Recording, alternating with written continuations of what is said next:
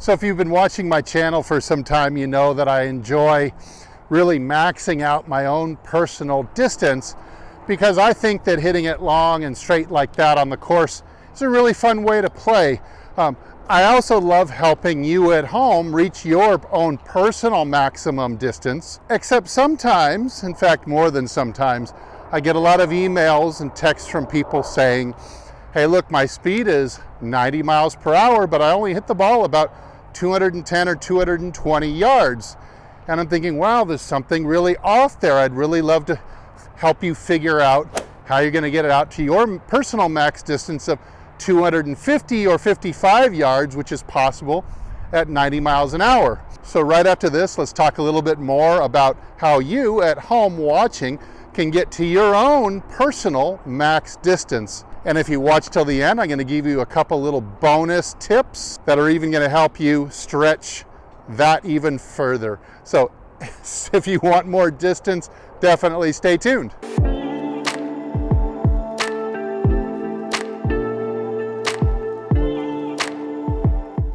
Hey, this is Steve with HitItLonger.com. I am on a mission to hit the ball not only longer and longer and longer, but keep it laser straight too, because it's so much fun coming into greens with the short iron, hit it closer to the flag, make more birdies. Hey, if you want to have more fun with your game, hit it a little bit longer and straighter off the tee, then by all means join us. Hit the subscribe button, like this video at the end if you got some benefit, and of course, leave a comment down below, especially if you have a question. All right, so up on the screen, I have put the chart.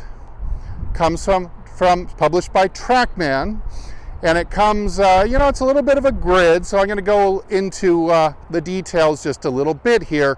But what you're seeing is basically the maximum distances that can be had at whatever club head speed you're swinging. So we're really talking about capping out distance efficiency for your own personal club head speed, whether that be 75, 80 miles an hour, whether it be 110 or 115 miles an hour.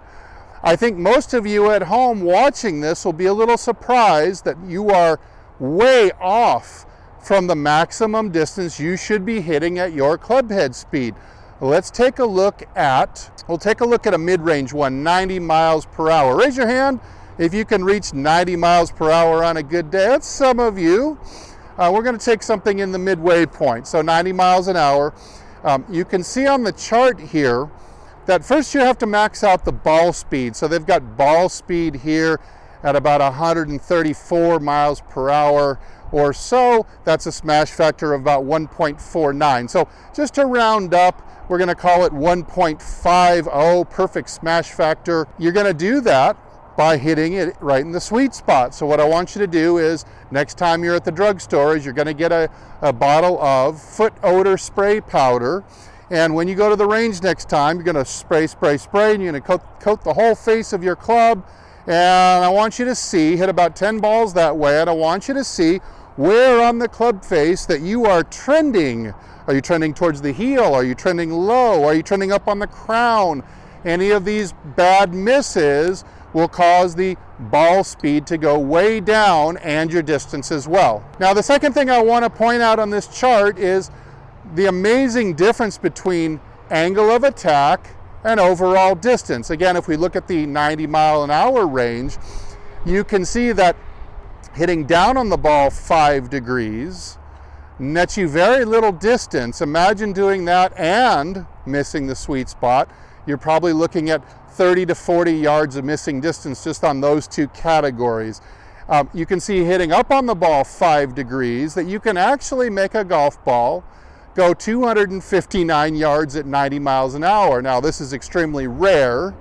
I've seen it done, but it really takes everything working in your favor, so it's very hard to do. But it does show you at least the potential of what you've got by swinging at 90 miles per hour.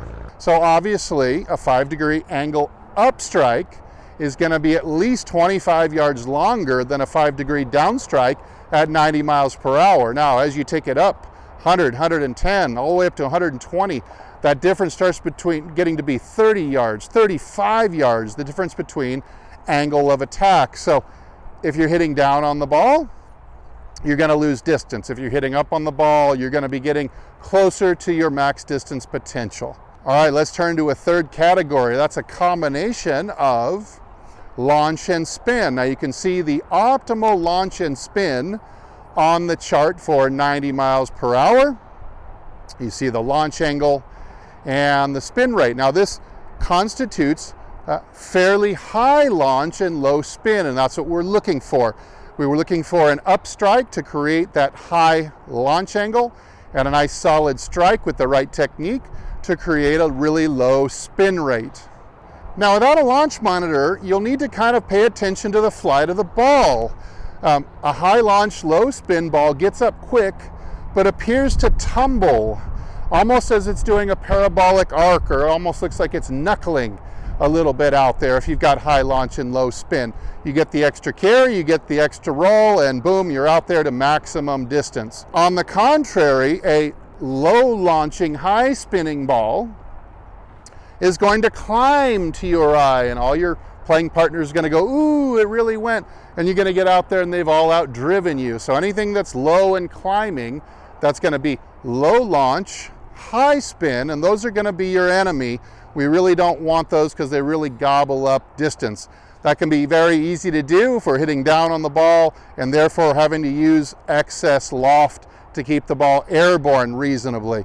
There's other ways you can make that ball flight too, but we'll get into those in another video. All right, since you've watched this far, I'm going to give you a couple of bonus tips on how I teach students to actually be able to meet or even exceed the maximums on this chart. Number one, once you can get the up strike, you can even get it to exceed 5 degrees, 6, 7, 8, even 9 degree up strike, and it can be done. That means you can really bring down the loft of your driver to counter that. So hitting up on the ball gives you super high launch. You'll launch it above the TrackMan recommended max launch, and because you're using so little loft, it's also going to spin less for you. Also, using the release that I teach will also give you higher launch, lower spin as well. Another way that you can exceed these parameters, it's really hard to do, but I've seen it done in lessons with some of my students, and you can use certain driver heads. For whatever reason, they've got the center of mass positioned so beautifully in these clubs that they actually foster high launch, low spin. I'll give you a couple of examples. I don't know too much about club heads, but I can tell you what I've seen on the TrackMan with my own eyes, and that is, boy, the M2 by TaylorMade from a few years ago must be weighted great, because I've seen golfers go 260 yards at only 90 miles an hour. They get something like 16 launch, 1600 spin. So you're going higher than TrackMan's optimal launch angle and lower than their optimal spin rate, and you can squeeze out a few extra yards over this chart. Another driver that I've seen do this is the Ping G410 and the G425 as well. Those just happen to be weighted nicely so you can get that high launch, low spin going. Not to say that there aren't any other driver heads out there that can do this, but you're going to want to play around with a few, get your stats on a launch monitor and see which one creates closest to your max distance. All right, hey, I hope this has been informative and will give you a few clues or steps in the right direction to where you can get closer to reaching your max distance potential. Too many people out there are missing 20, 30, 40, even 50 yards of distance because they just don't swing or hit the ball efficiently, both in contact and in the flight of the ball. Thanks again for watching. Hey, I'm Steve. I'm located in Moore Park, California, and as always, I'll either see you in the next video or I'll see you longer and straighter down the fairway. Everybody take good care.